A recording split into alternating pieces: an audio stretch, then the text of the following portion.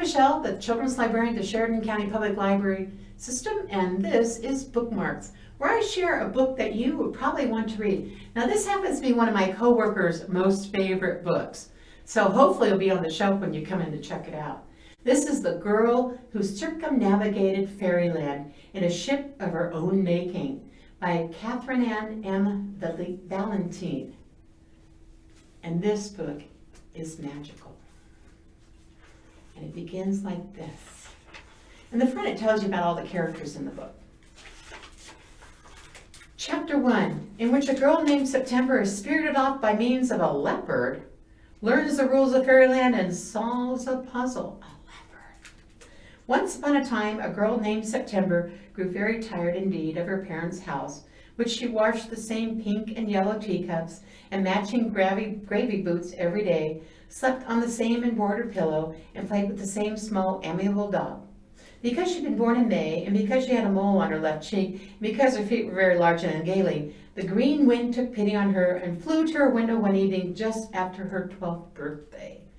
He was dressed in a green smoking jacket and a green carriage driver's cloak and a green jumpers and green snowshoes.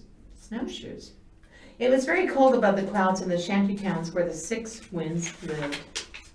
You seem an ill-tempered and irascible enough child, said the green wind. How would you like to come away with me and ride upon the leopard of little breezes and be delivered to the great sea which borders fairyland? I'm afraid I cannot go in, as harsh airs are not allowed, but I should be happy to deposit you upon the perverse and perilous sea. Oh yes, breathed September, who disapproved deeply of pink and yellow teacups and awful small and amiable dogs. Well then, come and sit by me, and do not pull too harshly on my leopard's fur, as she bites. September climbed out of her kitchen window, leaving a sink full of soapy pink and yellow teacups with leaves still clinging to their bottoms in protubous shapes. One of them looked a bit like her father in his long coffee-colored trench coat, gone away over the sea with a rifle and gleaming things on his hat. One of them looked a bit like her mother, bending over a stubborn airplane engine in her work overalls, her arm muscles bulging. And one of them looked a bit like squashed cabbage. The green wind held out his hand, smug in a green glove, and September took both his hands in a very deep breath. One of her shoes came loose as she hoisted herself over the sill. It will be important later, remember. But let's take a moment to bid farewell to her prim little Mary Jane with its brass buckles that clatters onto the parquet floor. Goodbye, shoe. September will miss you soon. And if you want to know what happens with the rest of the story, you want to check out The Girl Who Circumnavigated Fairyland.